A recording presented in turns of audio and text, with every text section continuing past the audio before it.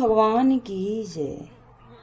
मीना भारद्वाज भक्ति सागर YouTube channel पर आप सभी का बहुत बहुत स्वागत है, बहुत बहुत अभिनंदन है। तो आज सुनेंगे श्री सत्यनारायण व्रत कथा। तो वैशाख महीना चल रहा है और पूर्णमासी भी है, तो सत्यनारायण भगवान की व्रत कथा सुनते हैं तो मनोवांछित फल देते हैं। सत्य देवी हैं जो इस पर पृथ्वी पर हमारा उद्धार करते हैं। सिर्फ एक सत्यनारायण भगवान की ऐसी व्रत कथा है जो सभी मनोवांछित फलों को देने वाली होती है। सभी माता बहनों से अनुरोध है कि कथा को बीच में ना छोड़ें, कथा को पूरी सुनें, क्योंकि बीच में कथा छोड़ने से वो फल नहीं मिलता और कथा पूरी सुनते हैं तो सारा फल हमें मिल जाता है। तो कथा श्रवण करने से पहले जान लें कि क्या क्या सामग्री होनी चाहिए। केले के खंबे, पंच बल्ब, कलश, पंचरत्न, चावल, कपूर, धूप, पुष्पों की माला, श्रीफल, ऋतुफल, अंग वस्त्र, नैवेद्य, कलावा, आम के पत्ते, यज्ञोपवीत वस्त्र, गुलाब के फूल, दीप, तुलसी दल, पान, सुपारी, पंचामृत, दूध, दही, घृत, शहद, शक्कर और केसर, बंधनवार चौकी। पूजा की विधि: व्रत करने वाले पूर्णमासी व संक्रांति के दिन सायंकाल को स्नान आदि से निवृत्त होकर पूजा स्थान में आसन पर बैठकर श्रद्धापूर्वक श्री गणेश जी, गौरी व वरुण, विष्णु आदि सब देवताओं का ध्यान करके पूजन करें। संकल्प करें कि मैं सत्यनारायण स्वामी का पूजन तथा श्रवण सदैव करूँगा। पुष्प हाथ में लेकर नारायण का ध्यान करें। यज्ञोपवीत पुष्प, धूप, नैवेद्य आदि युक्त होकर स्तुति करें। हे भगवान, मैंने श्रद्धापूर्वक फल, जल आदि व सामग्री आपके अर्पण की है, इसे स्वीकार कीजिए। मेरा आपको बारंबार नमस्कार है। इसके बाद सत्यनारायण भगवान की कथा पढ़े अथवा श्रवण करें। तो सत्यनारायण भगवान व्रत कथा का पहला अध्याय। एक समय नैमिषारण्य तीर्थ में शौनक आदि 88,000 ऋषियों ने श्री सूत जी से पूछा, हे प्रभु, इस कलयुग में वेद विद्या रहित मनुष्यों को प्रभु भक्ति किस प्रकार मिलेगी तथा उनका उद्धार कैसे होगा? इसलिए हे मुनि श्रेष्ठ, कोई ऐसा तप कहिए जिससे थोड़े समय में पुण्य प्राप्त होवे तथा मनवांछित फल मिल जावे। वह कथा सुनाने की हमारी बड़ी इच्छा है। तो सर्वशास्त्र ज्ञाता श्री सूति बोले, हे वैष्णवों, मैं पूज्य आप सबने प्राणियों के हित की बात पूछी है। अब मैं उस श्रेष्ठ व्रत को आप लोगों से कहूँगा जिस व्रत को नारद जी ने लक्ष्मी नारायण से पूछा था और लक्ष्मीपति ने मुनि श्रेष्ठ नारद से कहा था। सो ध्यान से सुनो। एक समय योगी राज नारद जी दूसरों की हित की इच्छा से अनेकों लोकों में घूमते घूमते मृत्यु लोक में आ पहुँचे। यहाँ अनेक योनियों में जन्मे हुए प्राय सभी मनुष्यों को अपने अपने कर्मों द्वारा अनेकों दुखों से पीड़ित देखकर उन्होंने सोचा कि किस यत्न के करने से निश्चित ही प्राणियों के दुख का नाश हो सकता है। ऐसा मन में सोचकर विष्णु लोक को गए। वहां श्वेत वर्ण और 4 भुजाओं वाले देवों के ईश नारायण को देखकर उनके हाथ में शंख, चक्र, गदा और पद्म थे तथा वरमाला पहने हुए थे, स्तुति करने लगे। हे भगवान, आप अत्यंत शक्ति से संपन्न हैं। मन तथा वाणी आपका कुछ नहीं कर सकती। आपका आदि मध्य अंत नहीं है। निर्गुण स्वरूप सृष्टि के आदि भूत व भक्तों के दुखों को नष्ट करने वाले आपको मेरा नमस्कार है। नारद जी से इस प्रकार स्तुति सुनकर विष्णु भगवान बोले, हे मुनि श्रेष्ठ, आपके मन में क्या है? आपका किस काम के लिए आगमन हुआ है, निसंकोच आप कहिए। तब नारद जी मुनि बोले, मृत्यु लोक में सब मनुष्य जो अनेकों योनियों में पैदा हुए हैं, अपने अपने कर्मों के द्वारा अनेक प्रकार के दुखों से दुखी हो रहे हैं। हे नाथ, मुझ पर दया रखते हो तो बतलाएं कि उन मनुष्यों के सब दुख थोड़े ही समय ही प्रयत्न से कैसे दूर हो सकते हैं। नारद जी, मनुष्यों की भलाई के लिए तुमने बहुत अच्छी बात पूछी है। जिस काम के करने से मनुष्य मोह से छूट जाता है वह मैं कहता हूँ, तुम ध्यान पूर्वक सुनो। बहुत पुण्य देने वाला, स्वर्ग तथा मृत्यु लोक दोनों में दुर्लभ एक उत्तम व्रत है।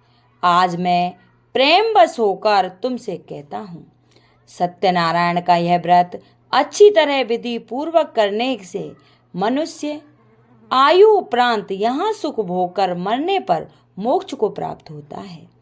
तब श्री भगवान के वचन सुनकर नारद मुनि बोले कि उस व्रत का फल क्या है, क्या विधान है और किसने यह व्रत किया है और किस दिन यह व्रत करना चाहिए, सो विस्तार से कहिए।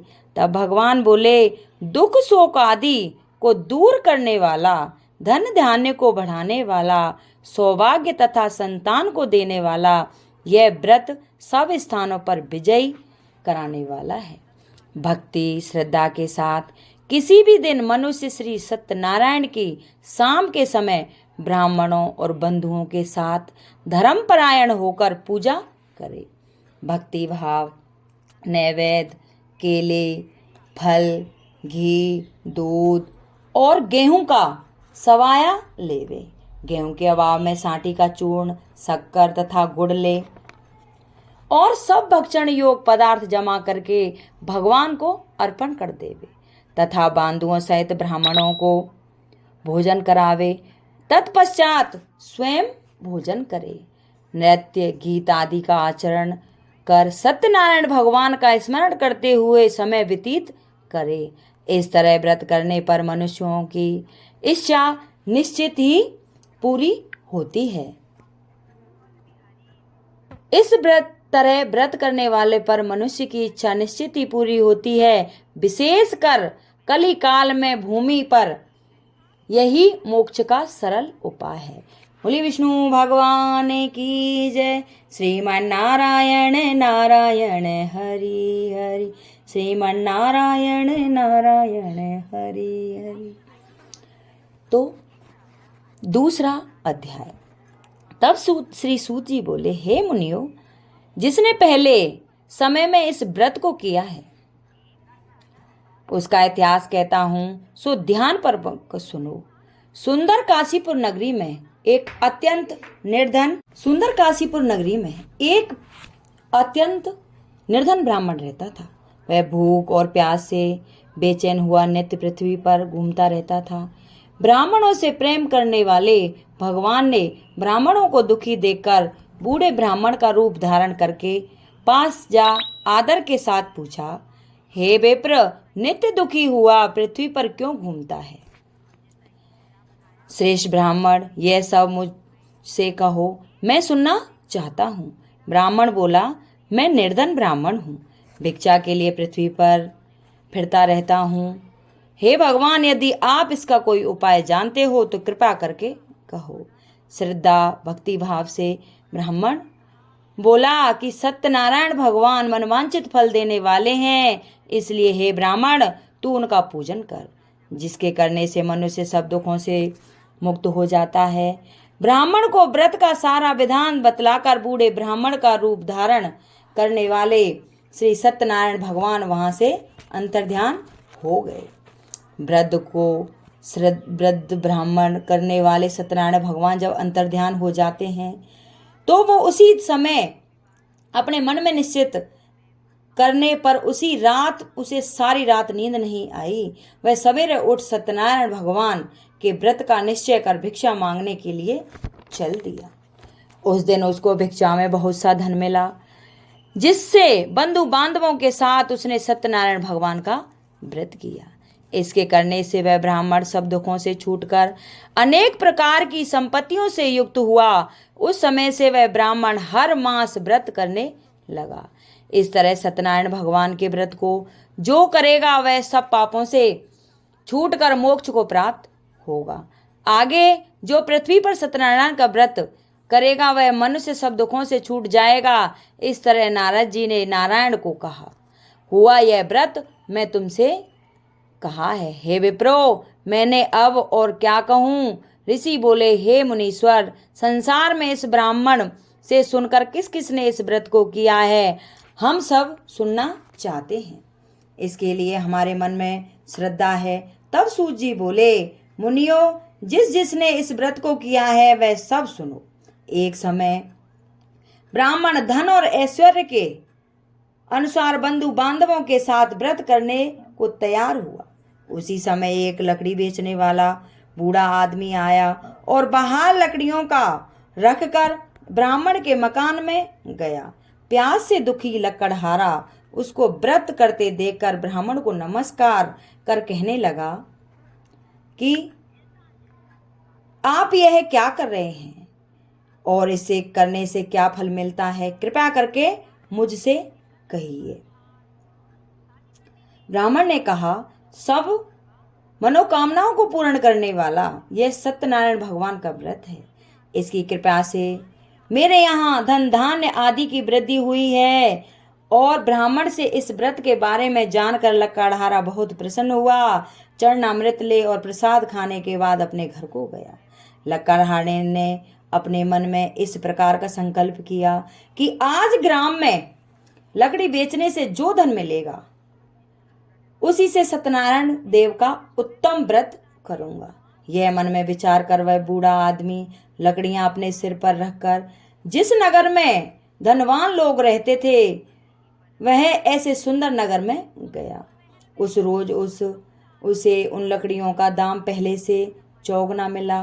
तब वह बूढ़ा लकड़हारा दाम ले और अति प्रसन्न हो पके केले की फली, शक्कर, घी, दुग्ध, दही, गेहूं का चूर्ण इत्यादि सत्यनारायण भगवान के व्रत की कुल सामग्री को लेकर अपने घर गया। फिर अपने भाइयों को बुलाकर विधि के साथ भगवान की पूजा की और व्रत किया। उस व्रत के प्रभाव से वह बूढ़ा लकड़हारा धन पुत्र आदि से युक्त हुआ और संसार के समस्त सुख भोग कर बैकुंठ को चला गया। बोलिए सत्यनारायण भगवान की जय। इति दूसरा अध्याय समाप्तम। भजमन नारायण नारायण हरि हरि, श्रीमन नारायण नारायण हरि हरि। तो तीसरा अध्याय।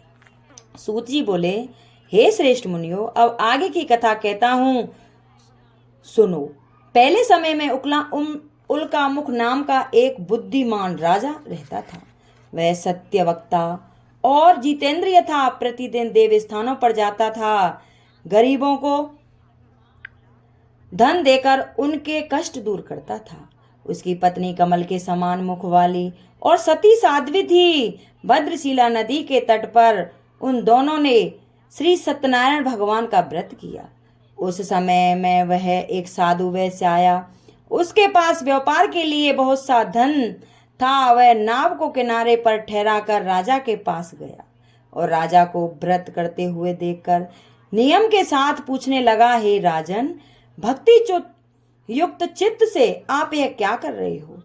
मेरी सुनने की इच्छा है, सो आप मुझसे यह बतलाइए। राजा बोला, हे साधु, अपने बांधवों के साथ पुत्र आदि की प्राप्ति के लिए महाशक्तिवान सत्यनारायण भगवान का व्रत व पूजन किया जा रहा है।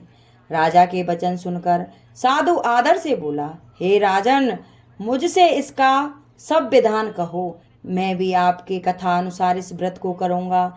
मेरे भी कोई संतान नहीं है और इससे निश्चित ही होगी।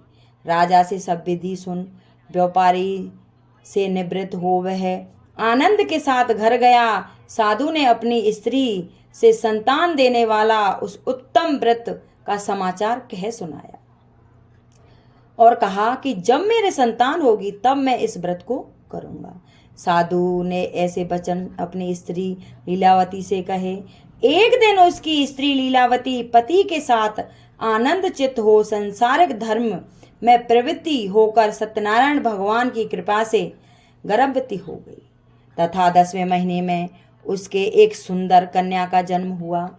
दिनों दिन वह कन्या इस तरह बढ़ने लगी जैसे शुक्ल पक्ष का चंद्रमा बढ़ता है। कन्या का नाम कलावती रखा गया। तब लीलावती ने मीठे शब्दों में अपने पति से कहा कि जो आपने संकल्प किया था कि भगवान का व्रत करूंगा, अब आप उसे करिए। साधु बोला, हे प्रिय, इसके विवाह पर करूंगा। इस प्रकार अपनी पत्नी को आश्वासन दे वह नगर को गया। कलावती पितृगृह में वृद्धि को हो गई। साधु ने जब नगर में सखियों के साथ अपनी पुत्री को देखा तो तुरंत दूत बुलाकर कहा कि पुत्री के वास्ते कोई सुयोग वर देख कर लाओ। साधु की आज्ञा पाकर दूत कंचनपुर नगर पहुंचा और वहां पर बड़ी खोज और देखभाल कर लड़की के लिए सुयोग्य वन एक पुत्र को ले आया।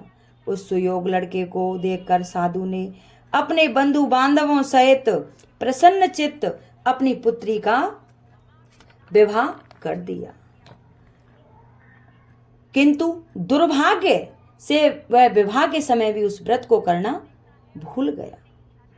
तब श्री सत्य भगवान क्रोधित हो गए और श्राप दिया कि तुम्हें दारुण दुख की प्राप्ति हो। अपने कार्य में कुशल साधु बनिया जामाता सहित समुद्र स्थित रतनपुर नगर में गया और वहां दोनों ससुर जमाई चंद्रकेतु राजा के उस नगर में व्यापार करने लगे। एक रोज भगवान सत्यनारायण की माया से प्रेरित कोई चोर राजा का धन चुराकर भाग रहा था, किंतु राजा के दूतों को आता देखकर चोरों ने घबराकर भागते हुए राजा के धन को वहीं पर चुपचाप रख दिया जहां वो ससुर जमाई ठहरे हुए थे।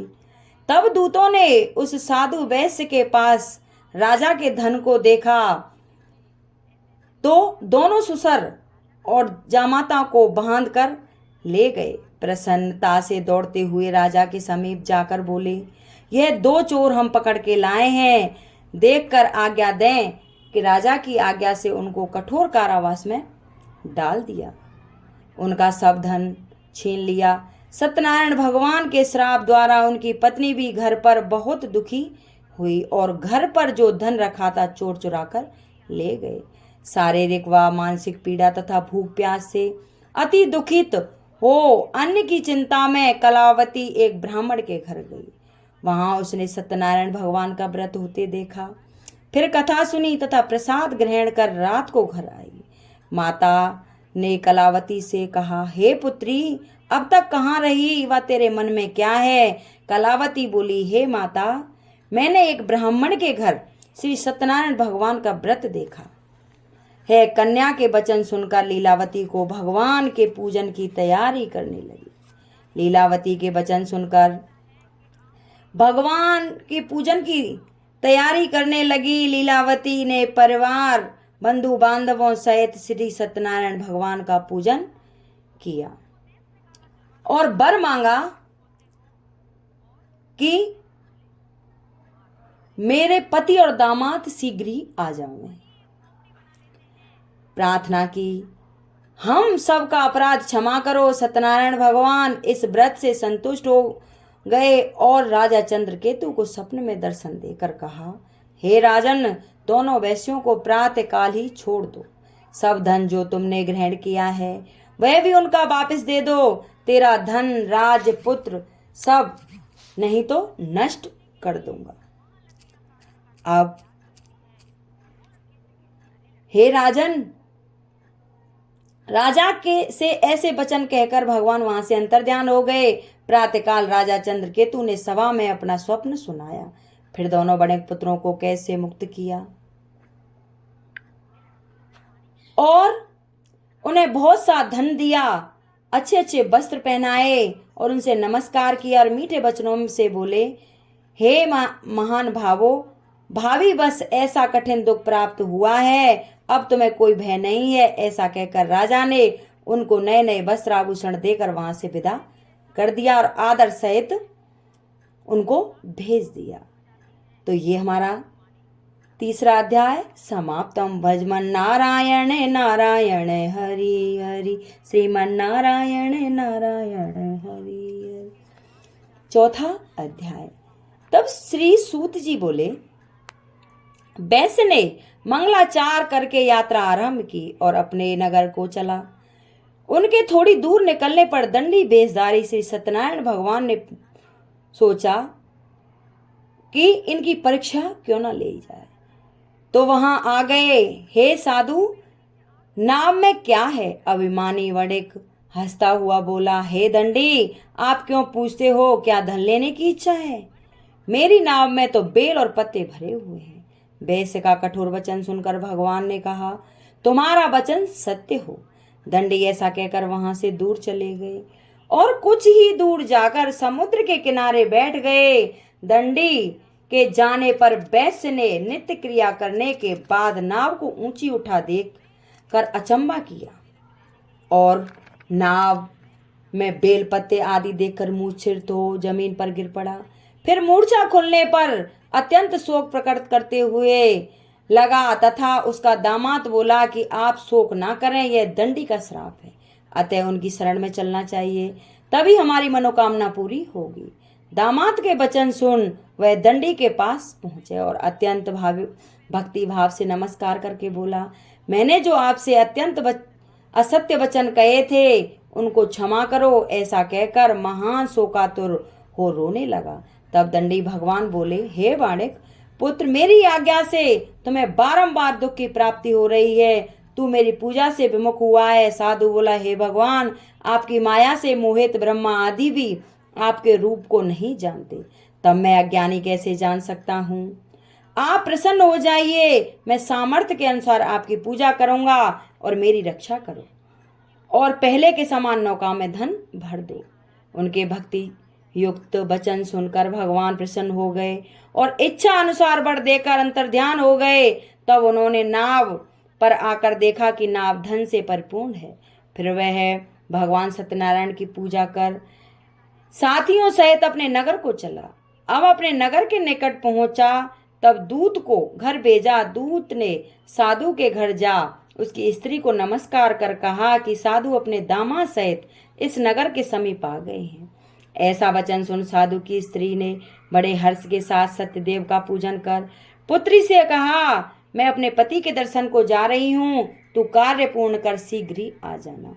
माता के ऐसे वचन सुनकर कलावती प्रसाद छोड़कर पति के पास गई।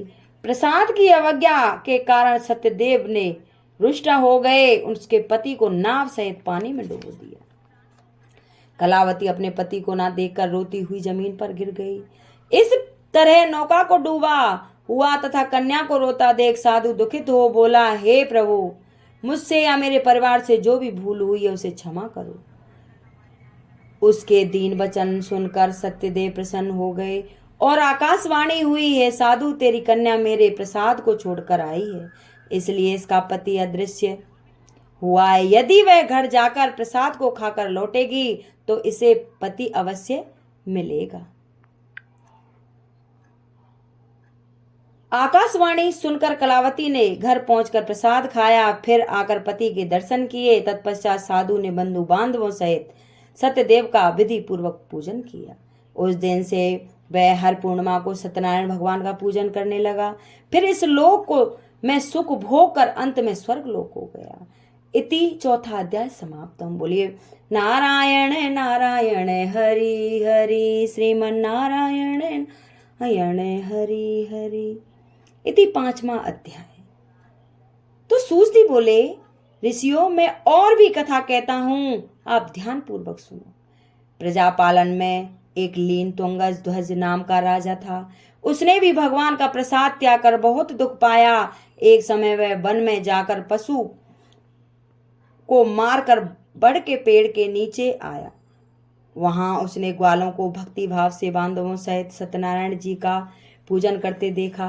राजा देखकर भी अवमानवश वहां नहीं गया और ना ही नमस्कार की, और जब ग्वाल ने भगवान का प्रसाद उसके सामने रखा तो वह भी प्रसाद को त्याग कर अपनी सुंदर नगरी को चला गया।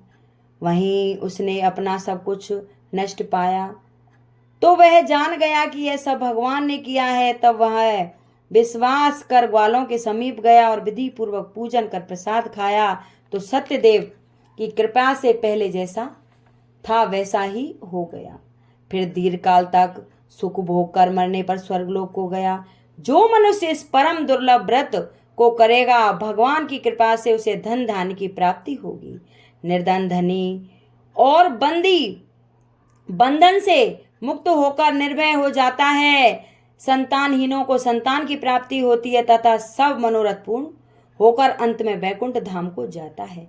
जिन्होंने पहले इस व्रत को किया, वो अब उसके दूसरे जन्म की कथा कहता हूँ।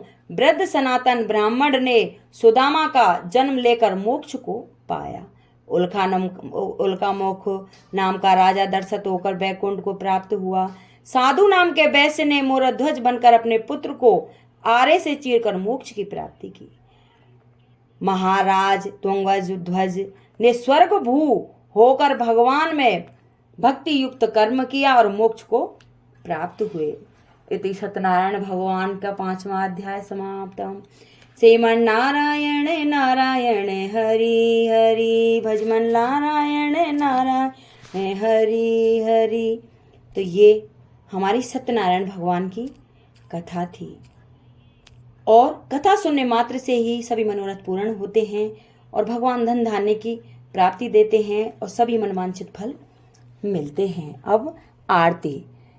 जय लक्ष्मी रमणा मैया, जय लक्ष्मी रमणा। सत्यनारायण स्वामी जन पातक हरणा। जय लक्ष्मी रमणा। रत्न जड़ित सिंहासन अद्भुत विराजे। नारद करत निरंतर घंटा ध्वनि बाजे। जय लक्ष्मी रमणा। प्रकट भये कलि कारण द्विज को दरस दियो। बूढ़ो ब्राह्मण बन के कंचन महल कियो। ओम लक्ष्मी रमणा। दुर्लभ भील कराल जिन पर कृपा करी। चंद्रचूड़ एक राजा तिन की विपत हरी। जय लक्ष्मी रमणा। श्वेत मनोरथ पायो श्रद्धा तज दीनी। सो फल भोग्यो प्रभु जी फिर स्तुति कीनी। ओम जय लक्ष्मी रमणा। भाव भक्ति के कारण छिन छिन रूप धर्यो। श्रद्धा धारण कीनी तिन को काज सर। ओम जय लक्ष्मी रमणा। ग्वाल बाल संग राजा वन में भक्ति करी। मन वांछित फल दीन्यो दीनन हाल हरि। ओम जय लक्ष्मी रमणा। चढ़त प्रसाद सवायो कदली फल मेवा। धूप दीप तुलसी से राजी सतदेव। ओम जय लक्ष्मी रमणा। श्री सत्यनारायण जी की आरती जो कोई नर गावे। कहते शिवानंद स्वामी मनवांछित फल पावे। ओम जय लक्ष्मी रमणा। बोली सत्यनारायण भगवान की जय। बोली विष्णु भगवान की जय। अगर ये मेरी कथा किसी को अच्छी लगी हो तो कृपया लाइक सब्सक्राइब करें, कमेंट में जय विष्णु भगवान की जरूर बोलें और इसे शेयर करें, सब्सक्राइब करें, जिससे सभी माता बहनों के पास ये कथा पहुँचे और जो भी आगे की वीडियो मेरी होगी वो आपके पास पहुँच जाएगी। जिसने भी सब्सक्राइब नहीं किया है वो सब्सक्राइब कर ले। बोल विष्णु भगवान की जय।